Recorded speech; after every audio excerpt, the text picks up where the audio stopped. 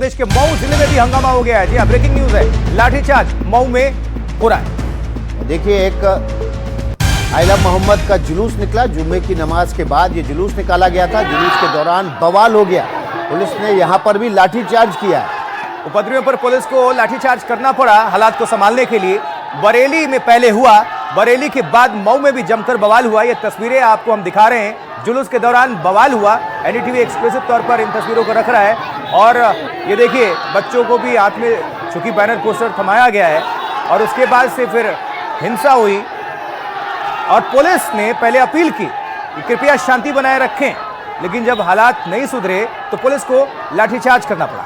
उत्तर प्रदेश के मऊ की ये घटना है। मऊ जिले में जुम्मे की नमाज के बाद हाथों में तख्तियां लेकर छोटे बच्चे और युवा सड़कों पर निकले। इसके बाद इन्होंने यहाँ पर हिंसा करने की कोशिश की। जुलूस को काबू में और हिंसा को कंट्रोल करने के लिए पुलिस को लाठीचार्ज करना पड़ा। तस्वीरें आपके सामने हैं। जुम्मे की नमाज के बाद जमकर हंगामा हुआ। देखिए, उत्तर प्रदेश के 2 शहरों से आज बवाल हिंसा की तस्वीरें आई।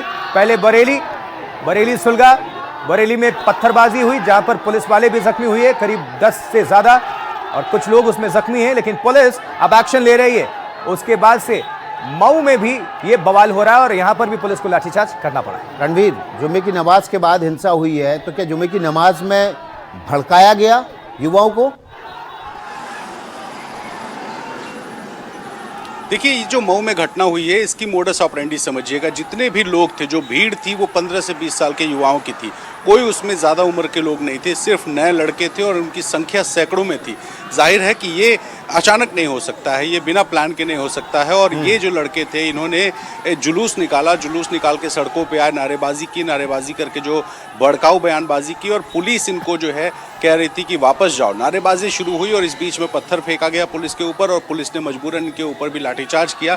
तस्वीरें देखिए, जितने भी लोग दिख रहे होंगे सब युवा हैं और सारे युवाओं की इतनी बड़ी भीड़ अगर इकट्ठी हुई है तो ये बहुत प्लान्ड है। बरेली में भी अभी हम डीआईजी को सुन रहे थे। डीआईजी ने साफ कहा कि ये सुनियोजित साजिश है, क्योंकि इतनी भीड़ अचानक इकट्ठी नहीं हो सकती है। प्लान्ड तरीके से बरेली में हुआ और उसके बाद अब खबर आ रही है, यानी पश्चिमी उत्तर प्रदेश के बरेली के बाद अब पूर्वी उत्तर प्रदेश के मऊ जिले में खबर आई, जहां पे मोहम्मदाबाद गोहना की घटना है, जहां पर मस्जिद में नमाज के बाद तकरीर तो पुलिस प्रशासन, सरकार क्या कह रही है रणवीर? क्योंकि अगर सब कुछ शांति है तो अशांति फैलाने की कोशिश क्यों हो रही है? और खासकर इसमें किसी गिरोह या किसी खास शख्स का नाम आ रहा है क्या? क्योंकि बरेली में मौलाना तौकीर रजा की भूमिका सामने आ रही थी, लेकिन मऊ से क्या अभी जानकारी मिल रही है?